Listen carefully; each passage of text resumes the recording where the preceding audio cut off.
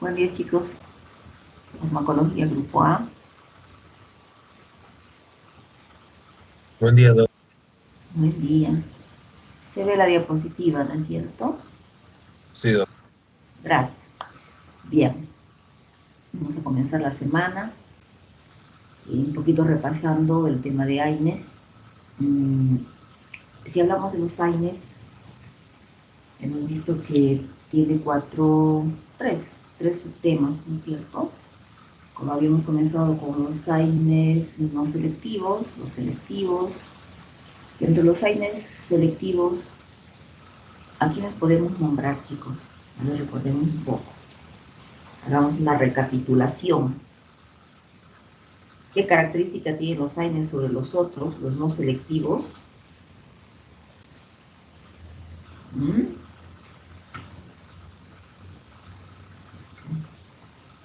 Cuesta comenzar la semana temprano, perdón, ¿no? A ver, ¿qué es un AINE no selectivo? Prototipo, comencemos con los prototipos, el prototipo. El ácido acetil salicílico. El ácido acetil salicílico, muy bien. Entonces, ¿qué características tenían estos AINES no selectivos frente a otros dos grupos de fármacos? Ventajas y desventajas. Comencemos por las Mm, ventajas. ¿Con quién, una doctor? ventaja era la inhibición rápida y directa. Ya, rápida y directa.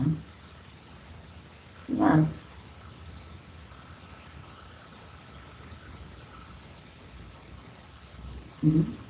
Dependiendo del tipo de paciente, este era un antiagregante plaquetario, ¿no es cierto?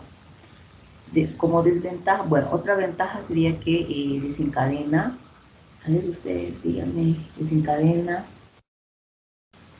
menos índice o predisposición, pudiésemos decir, a cáncer de colon, ¿no? ¿Qué más? O desventajas, porque hemos mencionado en otros temas, ¿no? En relación a los efectos colaterales de la aspirina. ¿Cuáles son ellos? Debido a que era el prototipo, entonces tenía quizás, vamos a decir entre comillas, ¿no? Tenía muchos efectos colaterales. ¿Cuáles eran esos? No son Podía muchos. causar malestar gástrico, Ya, malestar gástrico. Otra, alguna patología que pudiese desencadenar la aspirina, sí, ¿no es cierto? ¿Cuál será? Gástricas y duodenales. ¿Perdón?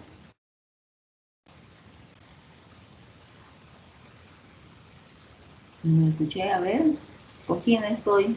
¿Quiénes han participado? Con Doc, ahora me escuchan. Velarde. Velarde. Ahora sí, ya van adelante. Estaba hablando de las úlceras gástricas o duodenales y también su hepatotoxicidad y también la asma o exantema y la hemorragia Ah, gastrointestinal. exacto, ya. Muy bien. Y Bueno, una cuestión importante era que no me lo podemos usar con pacientes con hemofilia. hemofilia, muy bien. Entonces, esas son las características, ¿no? A ver, nombrar algunos de los AINES no selectivos. Hay una gran gama, ¿no? Hemos dado una lista y características. Los que más se usan, ¿cuáles serán? Doctora, en niños creo que se daba síndrome de Rayet, no sé si no me equivoco. Síntomas de relleno. Respiro. Ya, Eh, pues, toxicidad al cerebro, que me acuerdo, o si ya. me estoy equivocando. Sí, está bien, está bien. ¿Ustedes? En barriga. Barriga. Muy bien. ¿Cuáles son los otros AINES, chicos? ¿Será que ya han despertado? Ibuprofeno. El ibuprofeno, muy bien. Diclofenaco. Diclofenaco. Algunas características de ellos, a ver. Velarde, ¿y quién dijo diclofenaco? Belis. Belis. ¿Qué se acuerdan? Tal vez dosis, efectos colaterales, ¿no? ¿Cuál era la dosis del ibuprofeno? La composición era 50 miligramos y la liberación prolongada era de 25, 50, 75 a 100. ¿De ibuprofeno? No, diclofenaco. Ah, ya. ¿Cuánto me dijo? La composición es 50, pero también Ya, es liberación prolongada de 25 hasta 100. muy bien. Exacto. Bien. ¿Y el otro fármaco, el ibuprofeno? Viene en Estamos presentación de 100, 200, 400, 600, 800 miligramos, en suspensión de 100 miligramos en 2,5 ml y 5 ml. Y muy si es uso antipirético, 5 a 10 miligramos por kilogramo peso. En dosis de 2,400 miligramos día equivalen a 4 gramos de ácido acetil salicílico. ¿Para ejercer qué tipo de efecto? Antiinflamatorio. ¿Perdón?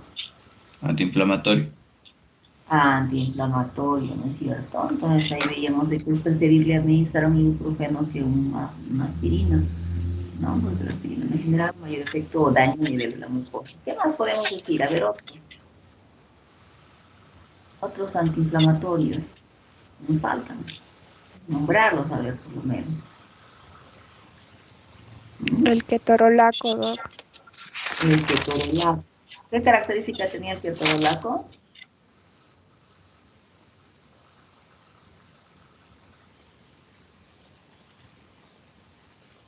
¿Qué tipo de efecto, sobre todo, generaba el Mayormente ketorolaco? analgésico.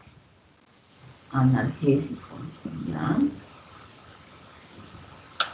¿Qué más? ¿En qué presentaciones? Naproxeno. Naproxeno también, muy bien. A ver, ¿cuál es más? ¿Será que me ha hecho su resumen? Todavía creo, ¿no? Algunos. Bueno, ketoprofeno. Había una cierta similitud con el ibuprofeno y la indometacina. El piroxicam también lo hemos comentado, ¿no es cierto? Bien, entonces, vamos a ver de qué. En su libro existe una serie de explicaciones, ¿no? Donde algunos de estos fármacos pueden ser antidiuréticos, pueden generar un mayor daño a nivel hepático, como alguien decía, ¿sí? O, por ejemplo, en el caso del ketorolaco, pudiese desencadenar efectos a nivel renal o a nivel gastrointestinal, ¿no es cierto? Sí, tienen cierta toxicidad.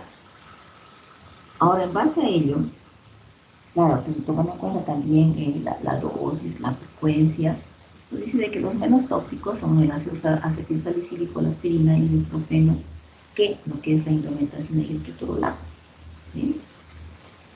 La indometacina es este fármaco o AINE, que también, al igual que el ibuprofeno, ¿no es cierto?, que es cerrada el conducto arterioso persistente. Bueno, y el ketorolaco generalmente me genera, hablando ya de efecto, mayor efecto analgésico, decíamos, ¿no?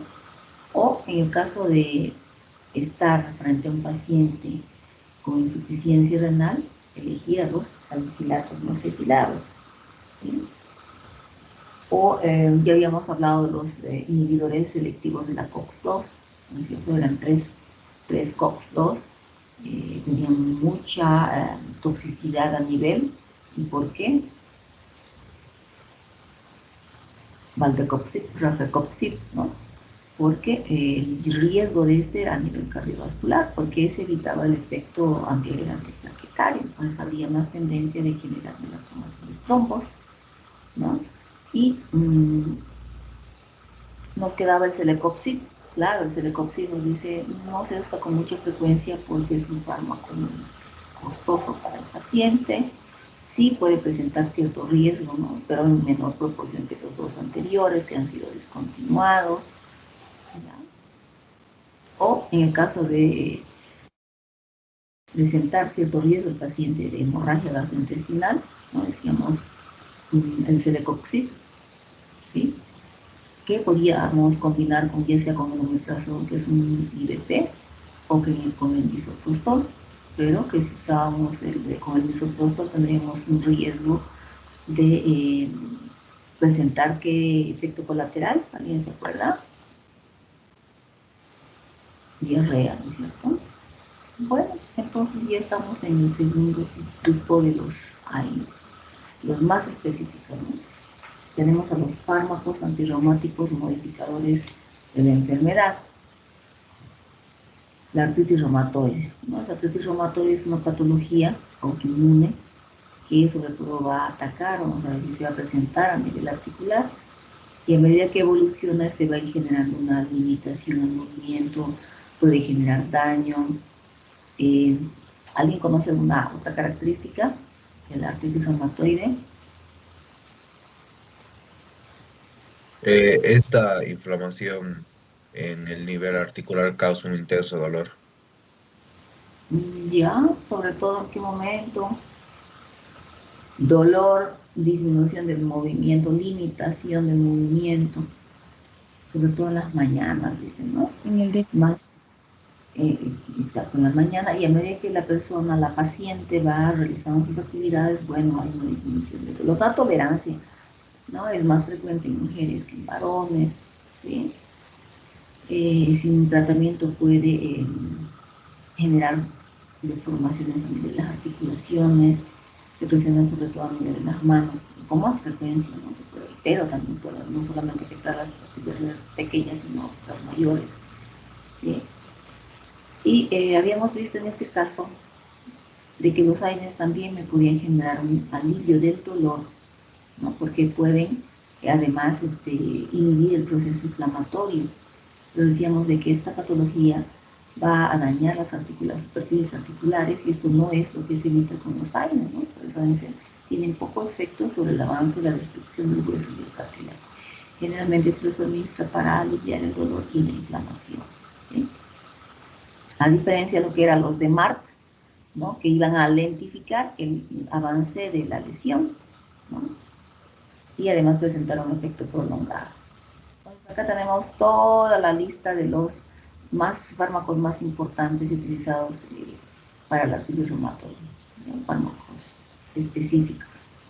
Tenemos a la Batacep, a la azathioprina, cloroquina, hidroxicloroquina, van a escuchar para otra aplicación, a la cloroquina, ¿no es cierto? La ciclofosfamida, la ciclosporina, leflunomida, metotrexato, este fármaco se habla bastante, rituximab también, la sulfasalacina y los antagonistas del factor necrosis tumoral alfa. Yo creo que ya, digamos, están leyendo lo que era, recordando icosanoides, y verdad que estos participan mucho, ¿no? De aquellos procesos inflamatorios, también vasodilatación que se relaciona con el proceso inflamatorio, la activación de ciertas células para amplificar cada vez más un proceso inflamatorio, ¿no es cierto? ¿No? Esa inflamación, diseminarla, ¿no? La presencia de neutrófilos, estimular la liberación de neutrófilos exófilos, ¿no? O estimular la producción de leucocitos. Entonces, todos estos fármacos, ya vamos a hablar mañana, porque esta mañana es el plazo, ¿no es cierto? Estos fármacos están inhibiendo todos esos procesos inflamatorios que, claro, no vamos a decir de que las icosanoides no solamente nos están desencadenando patología, yo creo que han visto que también pueden ser utilizados tienen ciertos beneficios, ¿no es cierto? Pero los AINES están sobre todo inhibiendo los procesos inflamatorios y la activación de estas células. Bueno, y comenzamos con el Abatacept. Este Abatacept va a inhibir la activación de las células el proceso inflamatorio. Todos estos fármacos están inhibiendo de alguna manera el proceso inflamatorio, ¿no es cierto? Este va a ser un común denominador. Y vamos a ver que en el caso del Abatacept, se administra en soluciones intravenosas en 3 dosis iniciales, ¿no? Acá estamos viendo de que eso se puede considerar como un tratamiento de inducción, ¿no? Son 4 formas de administrar 4 veces. La primera dosis se considera como un día 0, la segunda semana y la cuarta semana, ¿no? Y después de ello se debe administrar de forma mensual. Y hay ciertas características en relación al peso del paciente. Aquellos pacientes que tengan un peso menor de 60 kilogramos van a recibir una dosis de 500 miligramos. Y los que tengan un peso entre 60 a 100 kilogramos recibirán una dosis mayor, ¿no es cierto? Será 150. Y aquellos que tienen un mayor peso, mayor de 100, entonces recibirán 1 gramo, o 1000 miligramos. Tenemos también que la Batacep pueda prepararse para administrarse por vía subcutánea en dosis de 125 una vez por semana. El efecto este es prolongado. Ahora, este se puede utilizar como único fármaco o combinado con el metotrexato en casos, pero de artritis reumatoide grave. Dependerá del daño que esté presentando el paciente, ¿no? ¿Qué vas a ver? O pacientes, combinar con metotrexato en aquellos pacientes en etapa temprana, pero que no hayan recibido una dosis inicial de lo que es el metotrexato. ¿Qué efectos adversos puede presentar este fármaco de la Batacep? Un riesgo elevado, una predisposición, vamos a decir, a una infección en la porción superior del aparato respiratorio, ¿cierto? Porque hemos dicho de que inhibe la activación de las células T.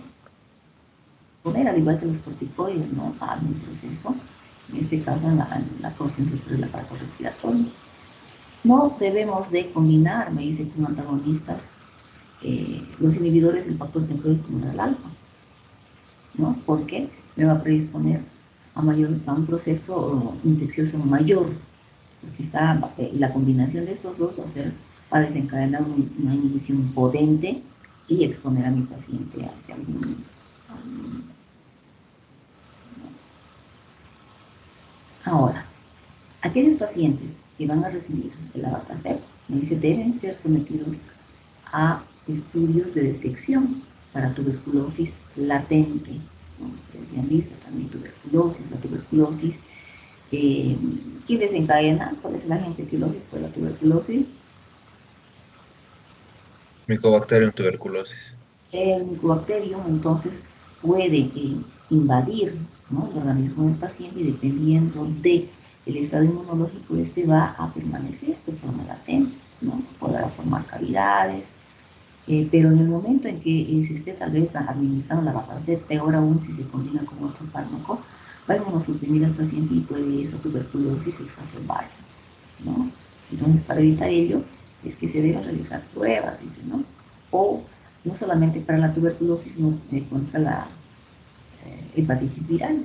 ¿Cuántos tipos de hepatitis conocen? 5. 5.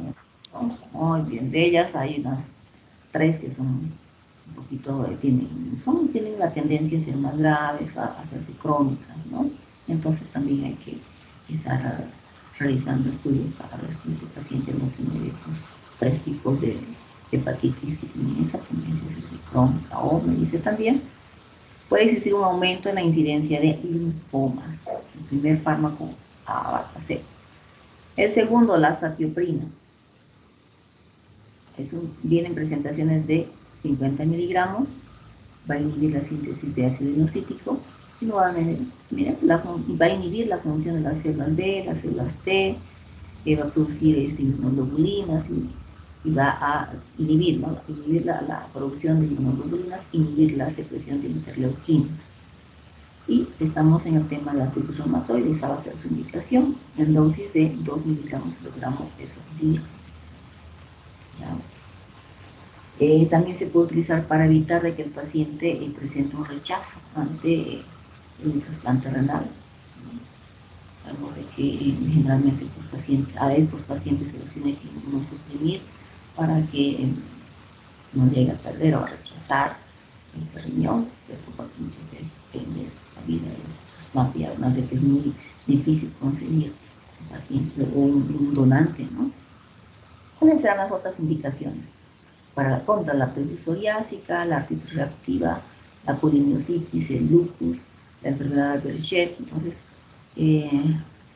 pueden investigar qué características tienen estas patologías. No son patologías muy frecuentes en nuestro medio, a no ser que veamos el lupus. efectos adversos tiene la azathioprina? Supresión de la médula ósea, trastornos a nivel gastrointestinal, me va a exponer a ese paciente a que presente mayores procesos infecciosos, el aumento de linfomas, fiebre, exantema, hepatotoxicidad. Cloroquina e hidroxicloroquina. Estos fármacos también van a inhibir la respuesta inflamatoria, ¿no? Inhibiendo los linfocitos T, van a disminuir la quimiotaxis de estos leucocitos. ¿Quimiotaxis? ¿Qué es quimiotaxis? La atracción química, doctora. Muy bien, la atracción química de células para magnificar el proceso inflamatorio, entonces todo ello va a disminuirse. Si hablamos ya de la farmacocinética, esta se va a unir a tejidos con melanina, como la que se encuentra a nivel oftálmico. El metabolismo va a ser a nivel hepático, como la mayoría, y miren, la vida media es de 45 días, hasta 45 días. La cloroquina y hidroxicloroquina. Es decir, hemos escuchado en otra patología porque esta inicialmente, bueno, con mayor frecuencia se utiliza en el paludismo, pero también se puede utilizar en la artritis reumatoide. Por eso es que me dice no se considera como un fármaco antirreumático modificador de la enfermedad, por la primera indicación, pero se vio que había ejercía un cierto efecto terapéutico, ¿no es cierto? Se puede utilizar en infecciones cutáneas, serositis, un dolor articular, el mismo lupus, el síndrome de Sjögren. No son muy eficaces porque, miren, la respuesta que va a presentar el paciente es después de 3 a 6 meses, pese a que tiene una vida media larga. ¿Cuáles eran los efectos secundarios? Decíamos que tenía mayor afinidad por la melanina a nivel oftálmico, entonces puede desencadenar un daño a este nivel, a dosis de 250 miligramos día de la cloroquina y de 6.4 miligramos día de hidroxicloroquina. Puede también desencadenar alteraciones a nivel gastrointestinal como la dispepsia, náuseas, vómito, dolor abdominal y exantemas. Otro fármaco. Entonces, lo primero que tiene que hacer aquí es diferenciar, ¿no?, la clasificación específica de los fármacos. Mira, ciclofosfamina. Suprime las células T y B en hasta el 40% de los casos, inhibe el proceso inflamatorio, ¿no es cierto?, que está relacionada con la artritis reumatoide. Se va a administrar por vía oral, solo por vía oral, en dosis de 2 miligramos por kilogramo peso día, no solo para la artritis, sino para el lupus, vasculitis, la granulomatosis de Wegener. Entonces, quizás son las mismas presentaciones o indicaciones, ¿no? Otro fármaco, la ciclosporina, va a inhibir a las interleuquinas, va a inhibir la producción de las interleuquinas 1, 2, las células T y los macrófagos. Entonces, inhibición de células e inhibición de intermediarios que están participando en el proceso inflamatorio. Presentan dentro de la farmacocinética una biodisponibilidad del 30%, y acá estamos viendo de que el jugo de toronja va a aumentar la biodisponibilidad en hasta el 62%, está duplicando la biodisponibilidad de la ciclosporina, ¿no? Entonces, el jugo de toronja es, pudiésemos decir, inductor o inhibidor enzimático.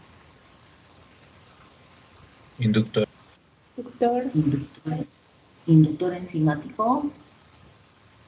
Si aumentábamos las enzimas, ¿qué pasaba con el fármaco?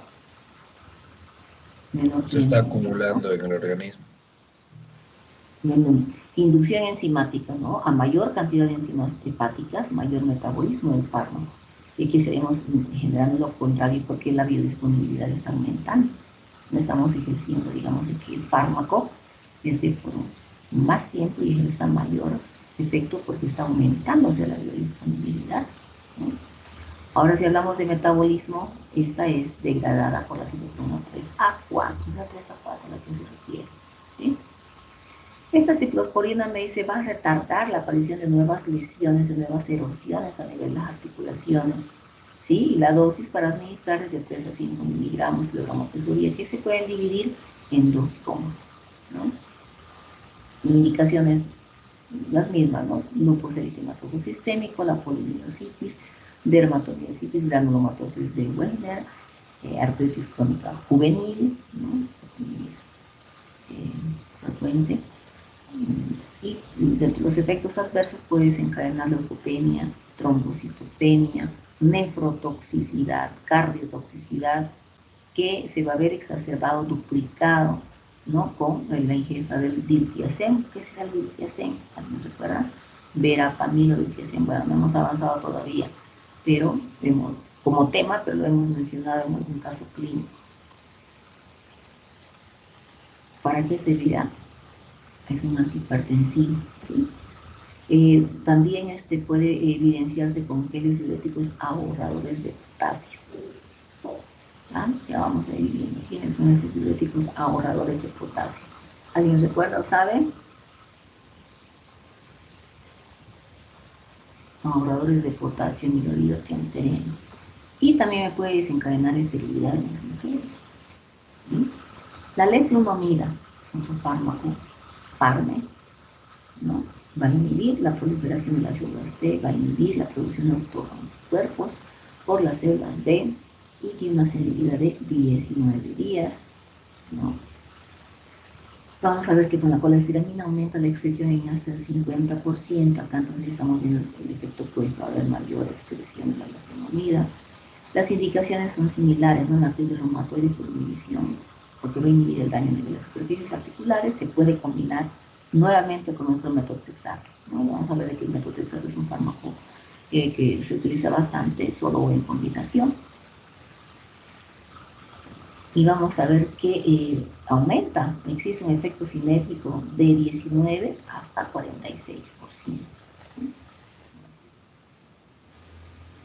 El efecto adverso de nuestra leflunomida es que pueda presentar nuestro paciente cuadros diarreicos en hasta el 25%.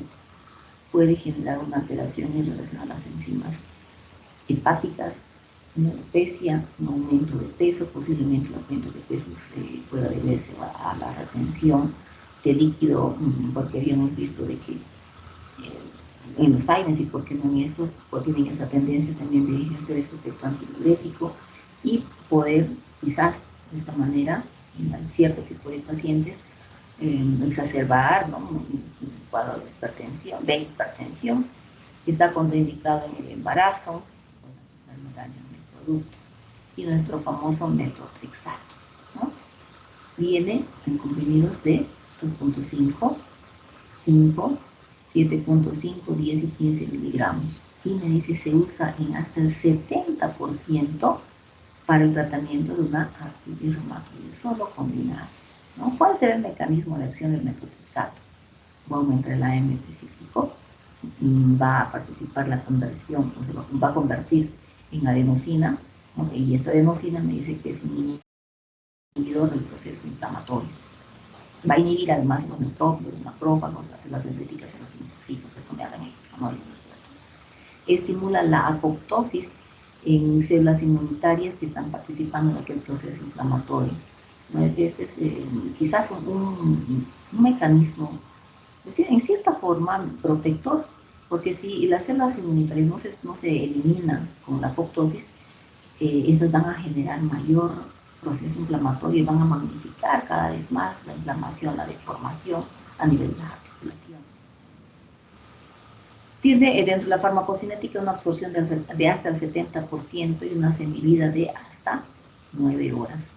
La excreción es por vía renal o biliar, un 30%. ¿Para qué sirve el metotrexato? Decíamos, una de las principales indicaciones, la artritis reumatoide, con una dosis de 15 a 35 miligramos semana, ¿no? Y esto me va a ejercer un efecto Farme, va a disminuir la aparición de nuevas lesiones. También servirá para la artritis crónica juvenil, la psoriasis, la espondilitis anquilosante, la polimiositis, dermatomiositis y todas estas patologías que estamos mencionando, ¿no? Estos adversos tendrán alteraciones a nivel gastrointestinal, desde las náuseas, ¿no?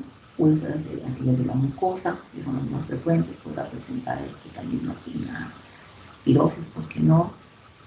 Leucopenia, anemia, estomatitis, úlcera digestiva, alopecia, hepatotoxicidad, puede presentar una reacción pulmonar, donde el paciente pueda manifestar un cuadro de disnea de forma aguda, abrupta. Otro fármaco, el rituximab, nuevamente como mecanismo de acción va a reducir la presencia de los linfocitos B y por ende el proceso inflamatorio, va a inhibir a los intermediarios, a las citocinas, las interleuquinas, va a desencadenar la autosis celular, que decimos es un mecanismo de protección, y se administra dentro de la farmacocinética en 2 soluciones por vía intravenosa de 1 gramo o 1000 miligramos, con intervalo de 2 semanas. Luego se debe repetir, ¿no?, la dosificación cada 6 a 9 meses. Entonces son fármacos muy potentes. ¿Vale? Ahora, este rituximab se puede combinar y se administrar con corticoides en dosis de 100 miligramos de metilprednisolona, que es otro trabajito que ustedes tienen, ¿no es cierto?, por vía intravenosa media hora antes de administrar el rituximab, y de esa manera dice que vamos a desencadenar una disminución de la incidencia y la gravedad a las reacciones que puede desencadenar el rituximab. Un mecanismo protector. Dentro de las indicaciones similares, artritis reumatoide de moderada a grave, sobre todo si combinamos con el metotrexato, porque estimula. Sulfasalacina, presentación de 500 miligramos por vía oral. ¿Ya? Vamos a ver de que la sulfasalacina se metaboliza a sulfapiridina para inhibir este proceso a nivel de las articulaciones, porque va a inhibir a las células T y tiene una vida media de 6 a 17 horas. Mismas indicaciones, artritis reumatoide, artritis juvenil, espondilitis, los efectos adversos serán similares, ¿no?, a nivel gastrointestinal, náuseas, vómitos, cefalea, exantema, anemia hemolítica, metanol. Y tenemos a nuestros antagonistas del factor de necrosis tumoral alfa. Vamos a ver de que estos fármacos quizás también han leído, terminaron de leer icosanoides, de leer, les digo, o de resumir, no sé, todos.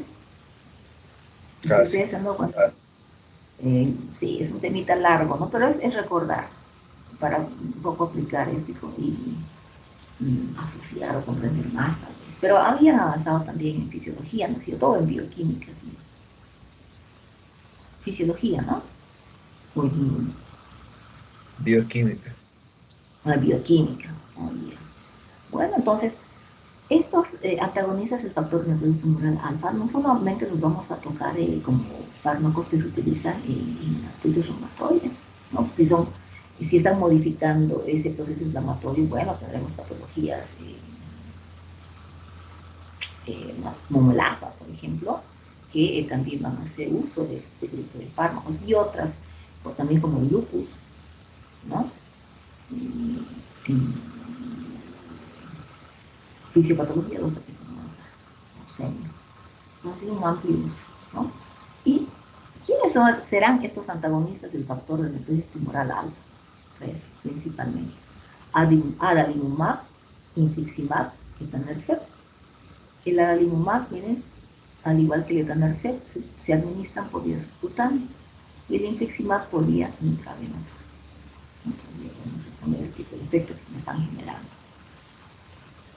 Dentro de lo que es el mecanismo de acción, ese es un anticuerpo monoclonal inmunoglobulina dirigido contra el factor de necrosis tumoral alfa, y por ende evitar la interacción con los receptores de superficie, evitar todo el proceso inflamatorio, ¿no?, que está siendo desencadenado, o ya sea por macrófagos, células T, y no solamente por toda esta gama de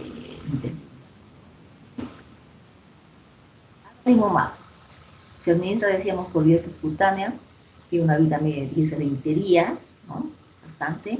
Una depuración que va, miren acá, la depuración va a disminuir en hasta el 40% con el uso del metotrexato. Depuración, excreción, entonces el fármaco permanecerá por un tiempo en el organismo. En el caso de la adalimumab, se puede administrar, y en la artritis reumatoide, una dosis de 40 miligramos cada tercera semana, ¿no? A veces son estas opciones en el caso del asma como últimas opciones.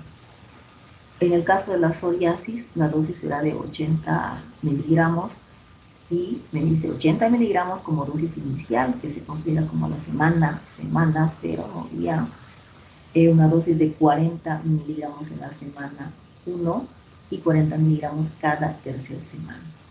Entonces hay que tener mucho cuidado con la dosis. Bueno, esos son fármacos que tal vez de forma correcta serían administrados por reumatólogos, ¿no? Las indicaciones: artritis, espondilitis, artritis psoriásica, la juvenil hepática, la psoriasis en placas y la enfermedad de Crohn. ¿No? La enfermedad de Crohn también es una patología autoinmune que se ubica a qué nivel. La enfermedad de Crohn, vamos adelantando otras materias, a nivel gastrointestinal, ¿cierto? Es una patología autoinmune, es una patología que nos desencadena como característica, ya debe escuchar también esta adhesión en forma de empedrado, ¿sí? Entonces en esos casos también se puede administrar. ¿Qué efectos adversos? Predisponer a que el paciente tal vez exacerbe una tuberculosis, porque se está desencadenando una inhibición de estas células, ¿no? que pudiesen reaccionar a un proceso inflamatorio antes de la invasión de una otra bacteria. Infliximab, adalimumab, infliximab, en polvo, de 100 miligramos para administrar por intravenosa, la dosis por kilo peso de 3 a 10 miligramos, el parámetro, ¿no? Y la dosis usual es de 3 a 5 miligramos cada 8 semanas. Las indicaciones similares: artritis, espondilitis, la enfermedad de Crohn. Y vamos a ver de que la combinación nuevamente del infliximab con el metotrexato me puede proteger de las nuevas lesiones por incluso 1 a 2 años, ¿no? Pero sin embargo, como efecto adverso también este fármaco, si pertenece al mismo grupo, me va a predisponer a exacerbaciones de tuberculosis, no administrar en pacientes con esclerosis múltiple porque me puede desencadenar, ¿no? Es una desmielinización, puede desencadenar una leucopenia, hepatitis, vasculitis, y por último el etanercept. Al igual que el primero, se administra por vía subcutánea en dosis de 25 miligramos 2 veces por semana, o una dosis más, el doble, ¿no? 50 miligramos semanal. Algunos se consideraría, dependiendo de la funcionalidad hepática, renal, una dosis de 50 para que digamos, el paciente sea más cómodo. Indicaciones las mismas: artritis reumatoide, artritis crónica juvenil, psoriasis, la artritis psoriásica, el espondilitis anquilosante, y también se puede combinar con el metotrexato en hasta el 70% de los casos para patologías como la esclerodermia, la granulomatosis de Wegener, arteritis de células gigantes, ¿no? Entonces también este etanercept va a evitar la formación de nuevas lesiones a nivel de las articulaciones con mayor potencia si se combina con el metotrexato. Y me dice, este etanercept va a generar menos efectos exacerbantes, ¿no? que los dos anteriores, ¿sí? Pero nos puede desencadenar una reacción en lugar de administración en hasta el 40%. Bueno, ¿qué hemos visto con estos FARME o ARME como efectos adversos comunes? ¿No? Tenemos que tomar siempre en cuenta el efecto colateral, evaluar, poner en la balanza el paciente puede tolerar el efecto adverso tal, voy a obtener mayores beneficios, podrá tolerar, vale la pena, ¿no? Entonces, esos son los efectos adversos comunes: incremento del riesgo de infecciones bacterianas, ¿no? Infecciones y que van a depender de la presencia de macrófagos, hemos visto, ¿no? Hemos asociado la bacteriana con tuberculosis o micóticas. Bueno, al disminuir el proceso inflamatorio me va a exponer a todo tipo de patologías desde cualquier etiología. O, miren, puede incrementar el riesgo de cáncer cutáneo, exacerbación de insuficiencia cardíaca, porque el paciente puede desarrollar anticuerpos contra ciertos fármacos que se van a utilizar en esta patología, alopecia areata, hipertricosis, líquen plano erosivo, que el paciente presente mayor riesgo de úlceras gastrointestinales, y dependiendo del tiempo de administración hasta puede generarse una perforación colónica en casos muy... Glucocorticoides. Nos han debido ya investigar lo que es son los fármacos, los diferentes corticoides, sabemos ya los panquelusos, efectos colaterales. Y acá tenemos a nuestra prednisona para su uso a largo plazo. Perdón. Y donde me dice la dosis no debe sobrepasar de 7.5 miligramos día. ¿No? En el caso de la betametasona, 6 miligramos de manera inyectable parenteral. La dexametasona, en dosis de 4 miligramos por ml, ¿no? Se utilizan hasta el 70% para tratar una artritis reumatoide, al igual que el metotrexato, ¿no? Entonces son fármacos muy potentes. Y además, esos van a presentar efectos rápidos. Y hemos visto también eso en asma. Además, también otra ventaja, retarda la aparición de nuevas erupciones óseas. Entonces es un fármaco más potente, más específico que los AINES, ¿cierto? Se van a utilizar además en aquellas manifestaciones extraarticulares graves de la artritis reumatoide, como la pericarditis, afecciones que se evidencian a nivel ocular y en aquellas cuadros de exacerbación. ¿Sí?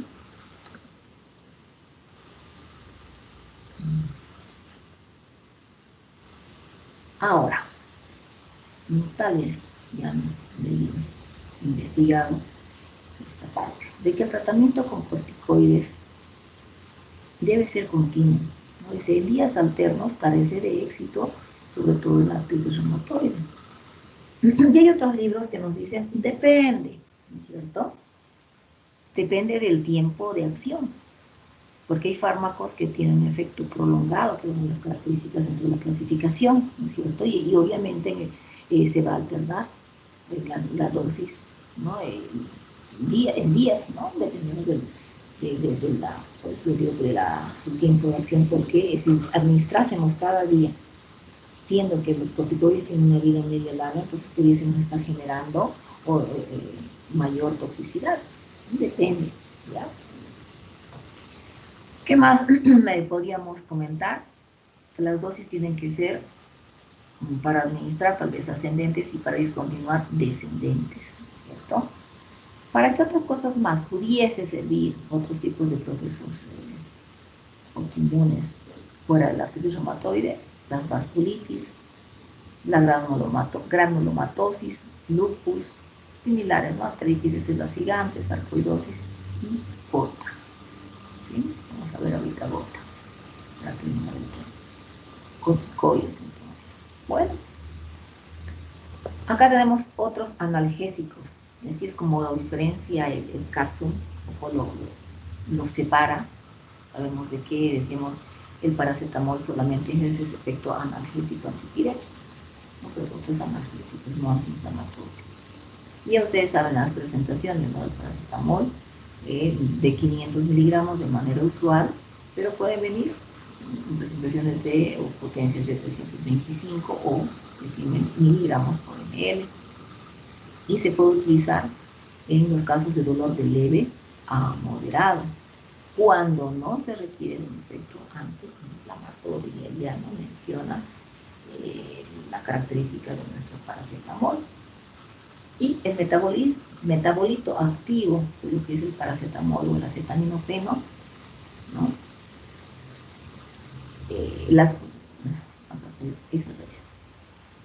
El paracetamol o el acetaminofeno es el metabolito activo de nuestra fenacetina.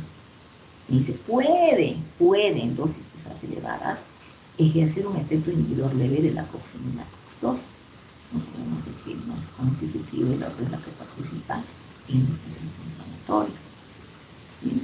Pero sobre todo ejerce el efecto analgésico antipirético. Sabemos ya que este paracetamol se degrada o se metaboliza por enzimas que se encuentran a nivel hepático, ¿no?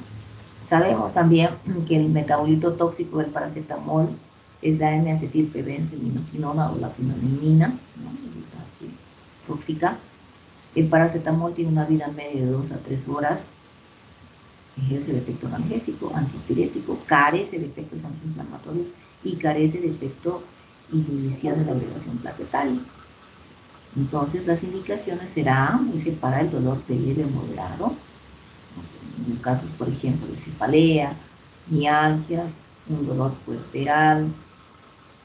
Ahora, puede estar indicado en aquellos pacientes que son alérgicos a la aspirina, en pacientes hemofílicos, porque no tienen ese efecto de inhibir las plaquetas, o en aquellos pacientes con antecedentes de úlcera péptica, ¿cierto? Como la aspirina, digamos, que me genera este daño, o el otro que es el broncoespasmo. Entonces, tiene ciertas ventajas el paracetamol para poder elegir especiales de ciertos pacientes. Sin embargo, como efectos adversos, este puede desencadenar mareos, excitabilidad, desorientación, náuseas, vómito, diarrea, de forma muy rara, ¿no? Muy rara. Bien. Dosis letal se considera a partir, bueno, acá variaba, ¿recuerda? Teníamos una dosis menor letal. ¿De cuántos gramos era? Acá dice 13 gramos. En otros decía 17 y en otros 10. ¿No? Habíamos sacado una media, pero acá 13 gramos para conseguir. Porque me puede desencadenar una necrosis hepática de las células hepáticas, una hepatotoxicidad grave, ¿no es cierto? Una necrosis tubular aguda también, hepático y renal, ¿no? No dosis mayores a 6 gramos, sobre todo en pacientes que son pacientes alcohólicos. Hay pacientitos alcohólicos que todos los días ingieren hasta alcohol puro. No vamos a avanzar también alcoholes, hay 3 tipos de alcoholes. Y estos que específicamente no ingieren el alcohol, sino que es limitado para ingerirlo. Entonces, dependiendo de la cantidad que están desencadenando un daño a nivel hepático, que se pudiese acentuar con el uso del paracetamol. ¿No? Ya sabemos que el antídoto más específico contra estos cuadros de toxicidad hepática es la acetilcisteína. ¿Cuáles eran los otros? Menos potentes tal vez, pero que también serían como antídotos, o también pudiésemos decir que dependía del tiempo transcurrido. ¿Carbón activado? El carbón activado y ¿qué se pregunta el examen por el caso clínico? Y farmacodinamia. ¿Quién dijo el carbón activado? Belis. Belis. ¿Quién más participó? Están pensando. Bien. La sistema. Bueno, tenemos a otro fármaco que es el tramadol, lo han debido escuchar. Este es un analgésico sintético que va a presentar un efecto inhibitorio del dolor, pero porque va a actuar a nivel central. En algunos pacientes este tramadol puede ejercer efectos muy tóxicos, ¿no? Entonces, mucho cuidado con este fármaco. Y nuevamente me dice, es un analgésico. No tiene efectos antiinflamatorios significativos. Más es analgésico potente. Y con eso terminamos los demás, los fármacos antirreumáticos modificadores de la enfermedad. ¿Cuáles eran estos fármacos? A ver, por lo menos mencionarlos inicialmente.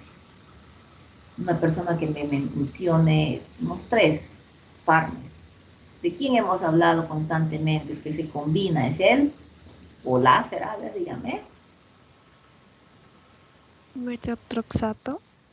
Metotrexato, muy bien. Otros son 10 fármacos que se han seleccionado en orden alfabético. Rituximab, ¿a qué grupo pertenecía? ¿Alguien se acuerda? Ya, rituximab. Otro. Abatacept. Abatacept, muy bien. Azathioprina, muy bien. Cloroquina, hidroxicloroquina, ¿no es cierto? Muy bien. A ver quiénes se han acordado de los fármacos que tienen sus apellidos. Acebo. Centeno. Acebo, Centeno, Pérez. Hurtado. Aba. Hurtado. Ya están despiertitos, chicos, sí, ¿no? Cuesta comenzar Hurtado. Ya, Aba. Bueno, Acá tenemos a otra patología, ¿sí? Que también la van a avanzar en fisiopatología de la gota. Ya saben ustedes también, ¿no? Hemos hablado en un momento, un caso clínico, de que la gota es, o díganme, ¿qué saben ustedes de la gota? O etiología, predisposición. Es la acumulación de ácido úrico Ya, sí, está acá en la diapositiva. ¿Qué más? que provoca edema y normalmente va hacia el pie. Ya. El tratamiento se basa en reducir en la alimentación, el ácido de las purinas, si no me equivoco, perdón, y también el alupurinol, eso nos enseñaron en bioquímica. Muy bien. Uy, ¿cómo se relaciona eso? Es lo bonito. Ya. Porque el aeropurinol inhibe las entinas. Muy bien, la santina oxidasa, ¿no? Magnífico. Ya, entonces, sí, eso es lo que se conoce, ¿no? Gota y automáticamente, pues, imagínense más, el acúmulo de ácido úrico en el primer otejo del pie, del dedo gordo, ¿no? El proceso inflamatorio, miren ahí la presencia, se evidencia la presencia de cristales de ácido úrico, ¿no? Etiología por el acúmulo de proteínas, ¿no? Las purinas, el alcohol, ¿no? Es más frecuente en los varones, se va a acumular también a nivel del codo, a nivel de, puede ser a nivel de la porción distal de las manos, articulaciones de los dedos, también formando los topos. ¿Qué son los topos? ¿O dónde más? Hay un acúmulo de estos, o la presencia de estos topos, por ejemplo, en el pabellón o de la oreja, ¿no? Una especie de bolsitas, ¿sí? Y acá ya estamos viendo la fisiopatología, ¿no? El proceso inflamatorio, la participación, la reacción inmunológica, la quimiotaxis que también hemos visto en lo que es la artritis reumatoide, la evolución del proceso inflamatorio con la formación de los cristales, ¿sí? El acúmulo, y también estamos viendo las células que se están liberando, los intermediarios y básicamente la inflamación, ¿no? Proceso inflamatorio. Entonces, decíamos de que la gota ataca las articulaciones, se considera una enfermedad metabólica, tu compañero decía, por ingesta excesiva de carne, ¿no? De purinas, proteínas, que al descomponerse van a llegar a formar ácido úrico. ¿Por qué no? No solo de carne, sino también de las vísceras, ¿no es cierto? Con mayor razón de las vísceras. Que se va a caracterizar por generar o desencadenar crisis recurrentes, ¿no? De artritis aguda, porque va a haber un depósito de urato monosódico en las superficies articulares a nivel de los cartílagos, que además puede presentar cálculos a nivel renal, ¿no? Los topos que les comenté, o también una nefritis intersticial. Entonces, vamos a ver de que estos cristales que se acumulan, los cristales de urato, son fagocitados por los sinoviocitos, las específicas, ¿no? En lugar, que van a favorecer a la liberación de prostaglandinas. Ya han leído prostaglandinas, ¿no? Hay una gama de prostaglandinas que incluso, si ustedes han visto, tienen efectos opuestos, vasodilatador, vasoconstrictor, prostaglandina E, F, pero en este caso todas ellas están generando inflamación, vasodilatación en este caso, ¿no? Tendremos intermediarios como la interleuquina, ¿no? Y esos van a ser atraídos por nuestros mediadores, los leucocitos, y van a cada vez más amplificar el proceso inflamatorio. Acá yo les he puesto, sí, un poquito acomodado, ordenado, en 4, vamos a decir, grupos, ¿sí? Según al mecanismo de acción que ejercen los fármacos para esta patología específica. Por ejemplo, en el primer grupo tenemos a los inhibidores de la migración de los leucocitos al espacio articular. Inhiben la inflamación. ¿Quién? Por ejemplo, la colchicina. inhibe el proceso inflamatorio. Otro fármaco que inhibe, pero en el segundo grupo, la síntesis de ácido úrico, será el alopurinol. Alguien comentó, ¿no es cierto? Entonces, está siendo visto como un fármaco profiláctico. Claro, porque ustedes decían, la gota es el acumulador de ácido úrico, entonces no se va a llegar a acumular ácido úrico y no se va a presentar la patología. Entonces, como tú dices, profiláctico.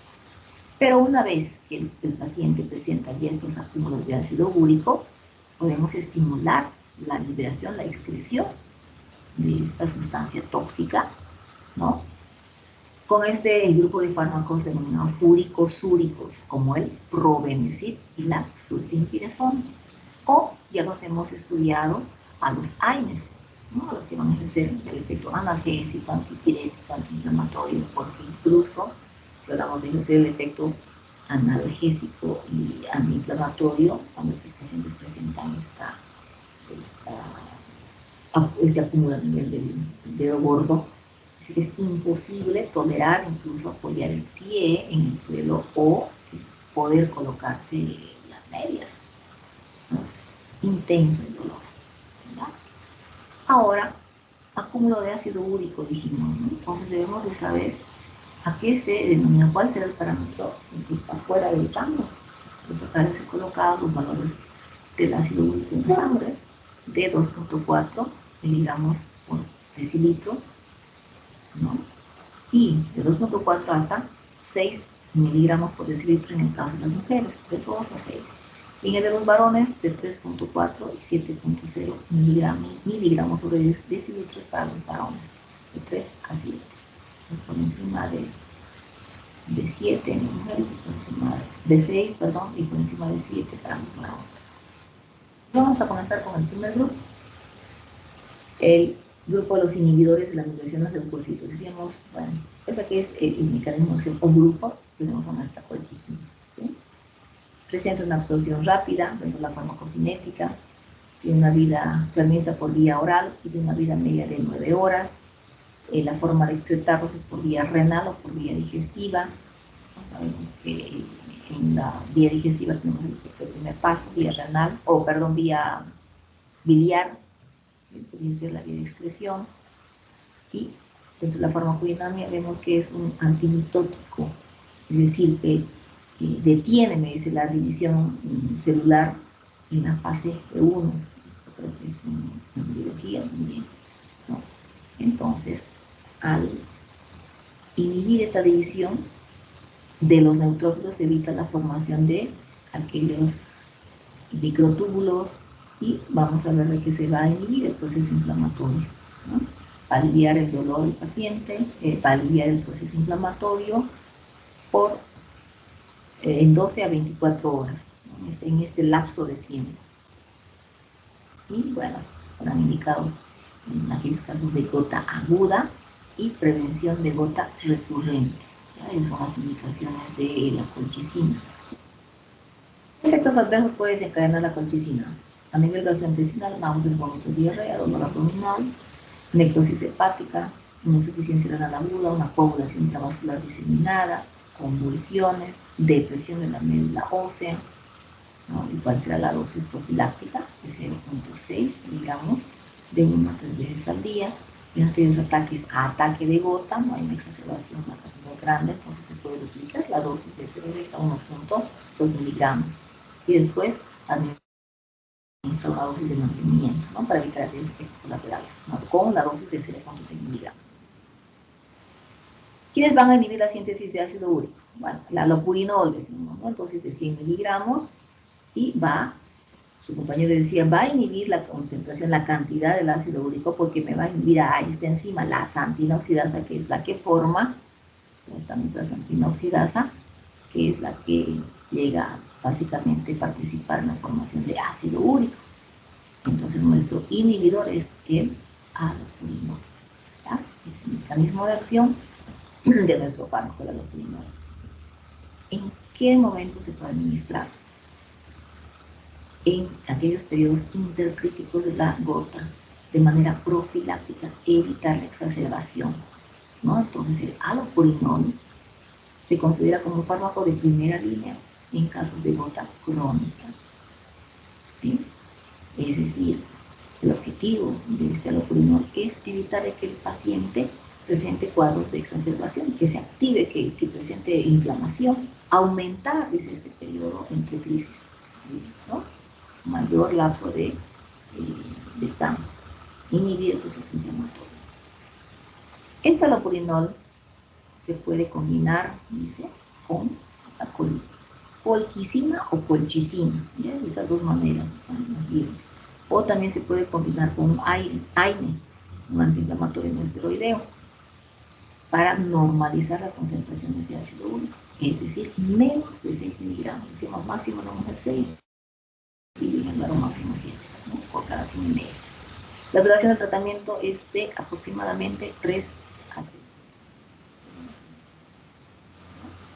Los efectos adversos a nivel gastrointestinal, náuseas, vómitos, diarrea, podrá desencadenar una neuritis periférica, vasculitis, depresión de la médula ósea, reacciones alérgicas, ¿no? Con la presencia de lesiones maculopapulosas, pruriginosas, ¿no? Causan comezón, eritematosas y, me dice, ya interacciones farmacológicas para tener mucho cuidado. Estamos hablando de qué fármaco, que se llama allopurinol, ¿no? Dice, aumenta el efecto de la ciclofosfamida. La ciclofosfamida es un fármaco antineoplásico. Aumentar. Inhibe el metabolismo del probenecid y los anticoagulantes. Entonces hay que tomar las patologías de base de los pacientes. Ahora, vamos a disminuir el 75% el fármaco cuando se usa con, ¿no? Más que cuando se usa, cuando el paciente está ingiriendo las mercaptopurinas, que son también fármacos antineoplásicos, para no generar efectos, ¿no? Los fármacos úricos, probenecid, sulfendirazona y los fenofibratos. Que no lo vamos a ver también ese fármaco al final del avance. Probenecid se administra en dosis de 500 miligramos por vía oral hasta 1 gramo, ¿no? Y podemos administrar esta dosis de 1 gramo después de 1 a 2 semanas. Sulfendirazona, una dosis menor de 200 miligramos por vía oral, 200 miligramos día, hasta 400 u 800 miligramos día como máximo. Se puede administrar en dosis divididas con los alimentos para evitar los efectos a nivel gastrointestinal. Esos van a disminuir la reserva corporal de uratos, ¿no? En pacientes evidentemente con gota. Ahora, ¿en quién se va a utilizar los fármacos úricos? En aquellos que tengan una excreción inadecuada de ácido úrico, o cuando fármacos como el allopurinol, como el febuxostat, están contraindicados, ¿no? Probenecid, sulfendirazona y los fenofibratos. Efectos adversos puede generar alteraciones a nivel gastrointestinal, náuseas, vómitos, diarrea, podemos decir, exantemas, lesiones, ¿no? De reacción alérgica a nivel de la piel, o un síndrome nefrótico en el caso del probenecid. Ya tenemos presentaciones de nuestro probenecid. Febuxostat. Este febuxostat me dice que ha sido considerado el primer inhibidor de la enzima aminoxidasa, ¿no? Que permitía la formación de ácido úrico. Tiene una absorción del hasta el 80% por vía oral, una vida media de 4 a 18 horas, ¿no? Ya dijimos el mecanismo de acción. La dosis que se administra es de 80 a 120 miligramos, es más eficaz que el allopurinol. Está indicada en cuadros de hiperuricemia crónica, ¿no? Y se puede administrar en estos pacientes una dosis de 40 a 80 miligramos. Ahora, para evitar las crisis de la gota se puede utilizar de manera profiláctica con la colchicina o también combinándolo con los AINES, ¿sí? ¿Ustedes recuerdan cuál era el AINE que se utilizaba en la gota? Pues vamos a mencionar nuevamente en esa patología.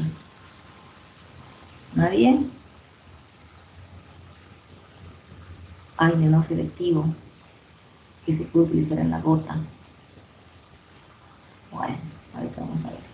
¿Qué efecto adverso presenta? Daño a nivel hepático, daño a nivel gastrointestinal. ¿Cuál era el AINE? Indomethacina, ¿no? Entonces de 50 miligramos cada 8 horas, después vamos a bajar la dosis hasta 25 cada 8 horas por 5 días. Otro fármaco, la pegloticasa. Es un fármaco nuevo también para los casos de gota crónica, resistente, ¿no? Es una variedad de enzima uricasa, ya me dice de origen porcino modificado, esto para conocer, no es que les vaya a preguntar, hay cosas que solamente se menciona para que tengan conocimiento. Dentro de la farmacocinética, se puede administrar por vía intravenosa, va a reducir la concentración de ácido úrico por un lapso de, dentro de lo que son las 24 a 72 horas, de una vida media de 6 a 13 días, ¿sí? Y me dice, esta pegloticasa va a convertir el ácido úrico en alantoína, y esta alantoína ya sea más susceptible para poder excretarlo hacia el exterior, ¿no? Dosis de 4 a 12 miligramos, donde se mantiene concentraciones bajo durato, ¿no? Y la duración será de hasta 21 días. Por vía intravenosa se puede administrar cada 2 semanas. La dosis, otra forma de administrar el fármaco es una dosis de 8 miligramos por vía intravenosa cada 2 semanas por 6 meses. ¿Qué efecto secundario presenta? Anafilaxia, reacción anafiláctica o dolor a nivel cardíaco, angina posiblemente. Y nuevamente tenemos a los glucocorticoides para aquellos casos de gota sintomática grave. Se puede administrar por vía intraarticular, por vía sistémica, oral o subcutánea. Aquí tenemos a nuestra prednisona, en dosis de 30 a 50 miligramos día durante unos 2 días, y como ya sabemos debemos de disminuir de forma gradual la dosis, ¿no? La duración de tratamiento, ahora también eso tenemos que tomar en cuenta, como máximo de 10 días, ¿no? O si estamos hablando de una aplicación local, dependiendo del lugar de afección de esta gota, por ejemplo, a nivel articular se puede administrar una dosis de 10 miligramos en casos de articulaciones pequeñas, 30 miligramos en articulaciones como la muñeca, como el tobillo, como el codo, y dosis mayor de 40 miligramos a nivel de la rodilla. ¿Sí? Bien.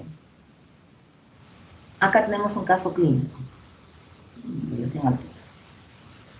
Es una mujer de 50 años de edad que acude a consulta, dice, por rigidez matutina, bilateral, dolor al realizar actividad física, ¿no? En las muñecas, en las rodillas. De la exploración física, las articulaciones, estas están ligeramente inflamadas, enrojecidas, y los estudios de laboratorio son normales, excepto, me dice, por una ligera anemia y un factor reumatoide positivo. El diagnóstico será artritis reumatoide. Se inicia el tratamiento con naproxeno en dosis de 220 miligramos cada 12 horas. Entonces, aquí ustedes tienen que clasificarme el naproxeno. ¿A qué grupo pertenece? Después se ascendió la dosis a 440 miligramos también cada 12 horas. Los síntomas de esta paciente disminuyeron: dolor, la impotencia funcional, pero manifiesta pirosis, me dice, ¿no? Pirosis, que no se controla con los antiácidos. Y debido a esto se cambia por un celecoxib. ¿A qué grupo pertenece el celecoxib? En dosis de 200 miligramos cada 12 horas. Y con este fármaco dice que remiten los signos y los síntomas. Y todo, ¿no? El efecto colateral también.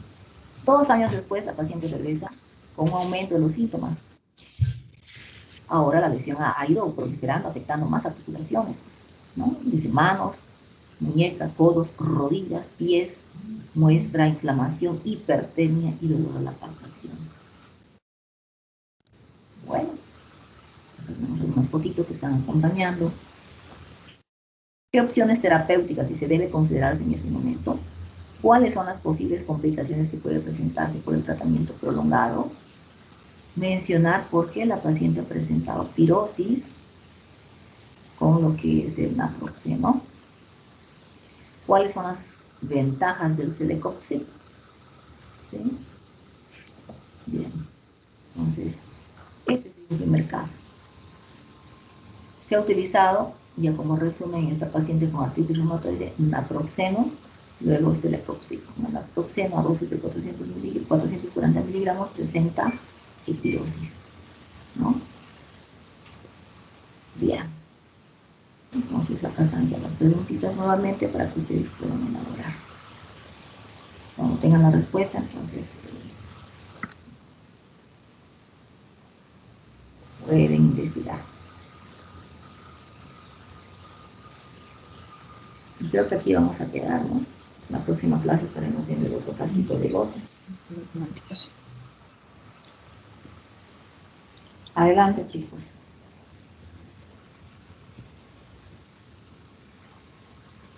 Les doy su tiempo.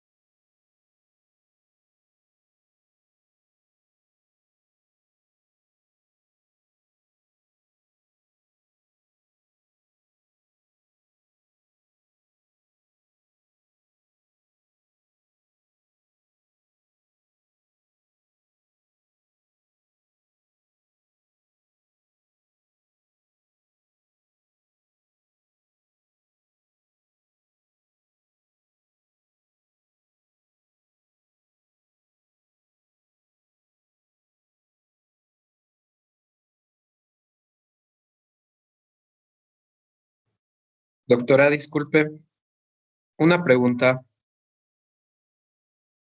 Dígame. ¿Será que nos Mario. puede subir, por favor, las diapositivas de este tema a Inés? Ya, Es ¿qué que pasó? vemos de las grabaciones de las clases, ¿no? Pero hay que estar siguiendo todo el tiempo para tomar screenshot y después transcribir, ¿no ve? Entonces, si nos pudiera facilitar, si es posible, claro. Ya. Ahora, bueno, puede ser posible. Por ejemplo, yo les iba a decir para mañana que ustedes me investiguen, complementen con los nuevos fármacos, Parme y los nuevos fármacos antidotosos, ¿no es cierto? Entonces, quizás esto más tomar en cuenta para mañana, tal vez, tal vez tienen que realizar los cuadros, simplemente los cuadros de los AINES, los selectivos, hasta los nuevos, los no selectivos, los selectivos, quiénes son los otros, por ejemplo, antagonistas del factor necrosis tumoral alfa, quiénes son los otros fármacos Parme o antidotosos. Les voy a facilitar. Está bien. Está bien, doctora, muchas gracias. De nada, sé que es un tema larguito. Doc, Un poquito descansador, dígame. disculpe, ¿Ya eso tiene la receta?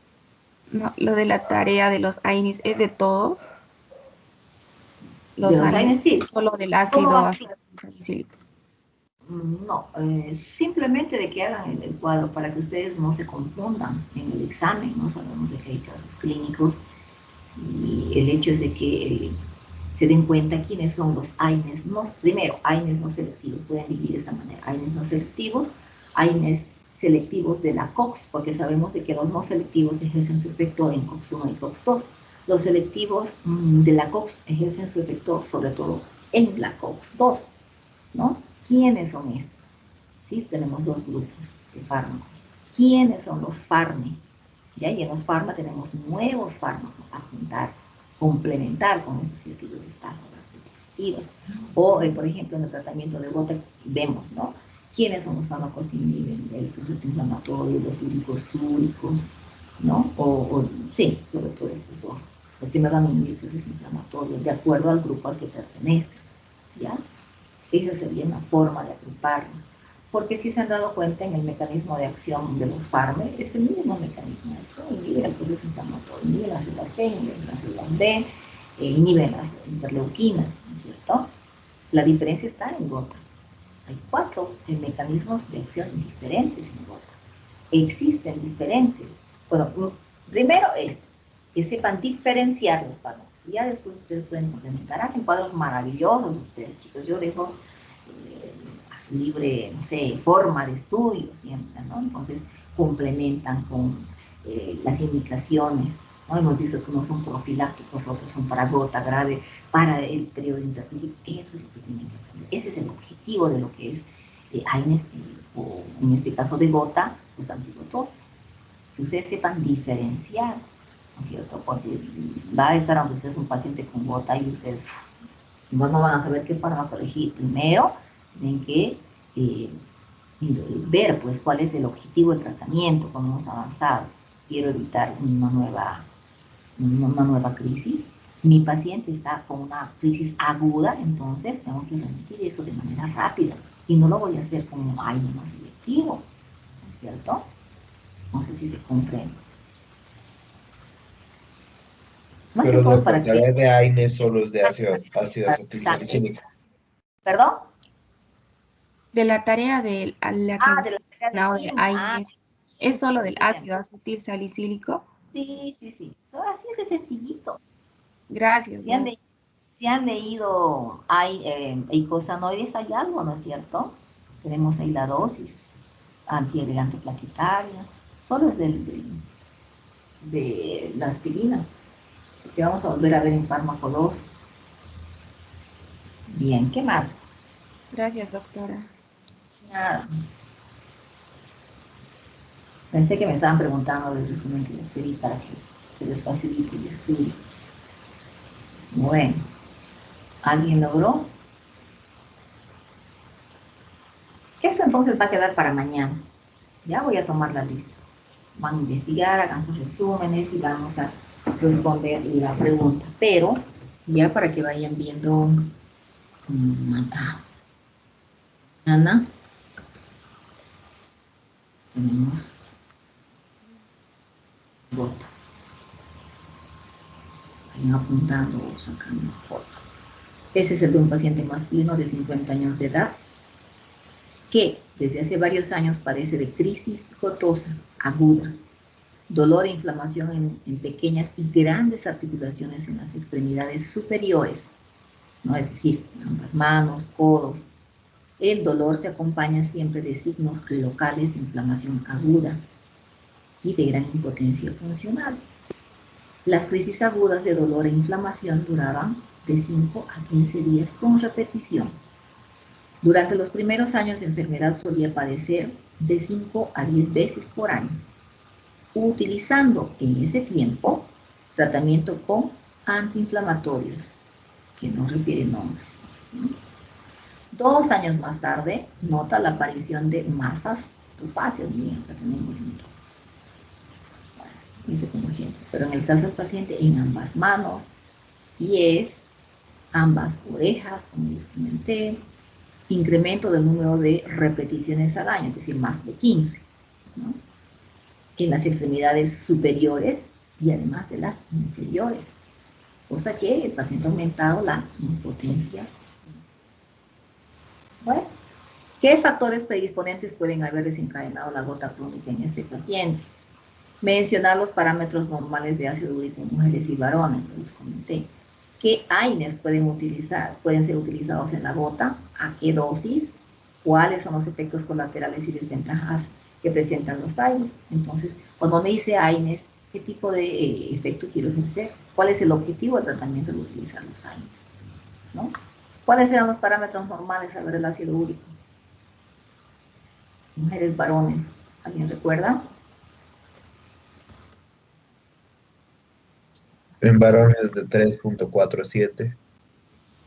Bien. Y en mujeres de 2.46 miligramos de a solución. 6. Muy bien. ¿Y ustedes? Velarde, doc.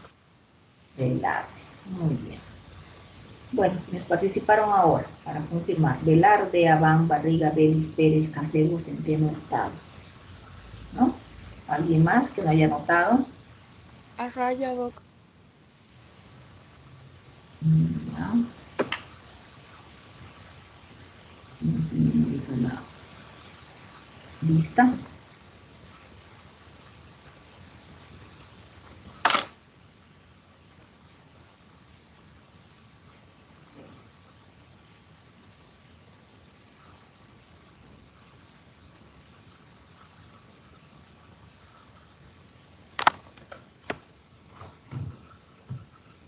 Bueno, comienzo. Abán.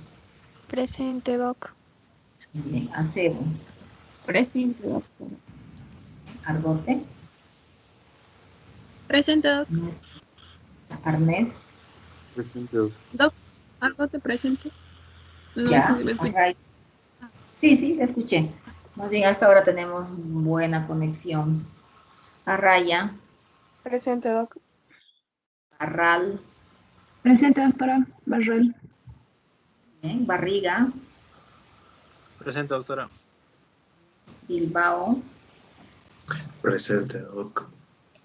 Llanos. Presente. Ya. Daza. Presente, doc.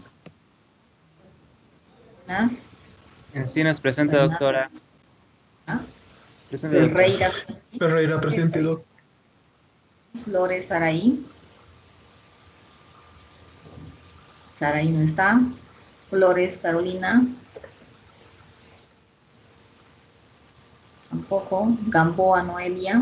Doctora, Flores ahí no podía presentar no podía abrir mi micrófono.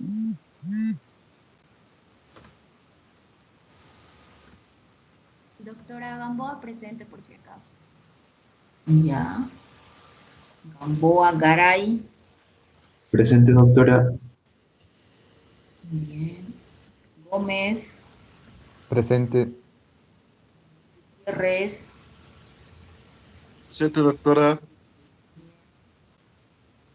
Bueno, Gutiérrez Dani, Gutiérrez Alejandra. Gutiérrez Dani, presente, doctora. Gutiérrez Dani. Alejandra está. Sí, doc, presente. Bien. Gutiérrez Eddy. Presente, doctora. José. Presente, doc. Guaita. Presente, doctora. Bien. Hurtado. Presente, doctora. Garra. Presente. Maite. Bien. Jaramillo. Andrea. Presente, doctora. Bien. Loaiza. Loaiza, presente, doctorita. López. López, Isabel. presente, doc. Luján Melina. Ahí está. Márquez Giovanna. Presente. Anda Nayeli. Presente, doc. Anda Francisco. Presente, doctora. Año Brandon. Sí, es él. Mundo Corre. Erika. Ahí está. Muñoz Ricardo. Presente, doctora. Milipu. Presente. Orellana. Yesit. No está. Parco. Andrés. Doctora Presente, doctora. Ortuño, presente, doc. Ortuño. Sí. Doctora, perdón, Luján, presente, no podía encender mi micrófono.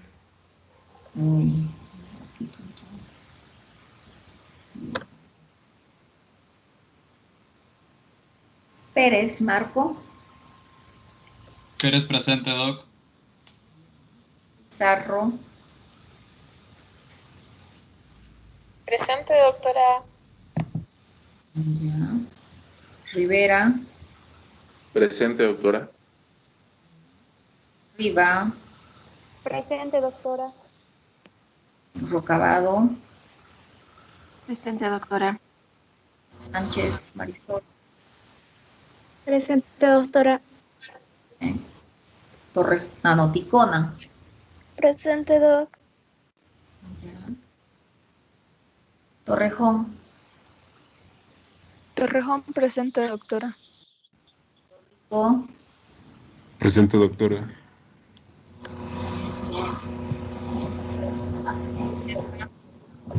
Macaflores, presente, doc. Vargas.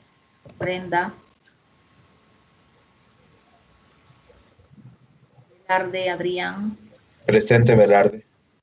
Belis, Carmen. Belis, presente. Jimena. Presente. Zambrano, Sharon. Presente, doctora. Bien, Zamorano, Javiera. Presente, doc. Y Centeno, Mario. Presente, doctora. Bueno. Para mañana Doc. tienes repaso de este tema. Hola. Doc, no sé ¿Sí? si me escuchó. Mundo corre. Corre. No. Ya cambié. ¿Alguien más? Doctora, perdón, Flores Navia. Estoy presente, no sé si me escuchó. No.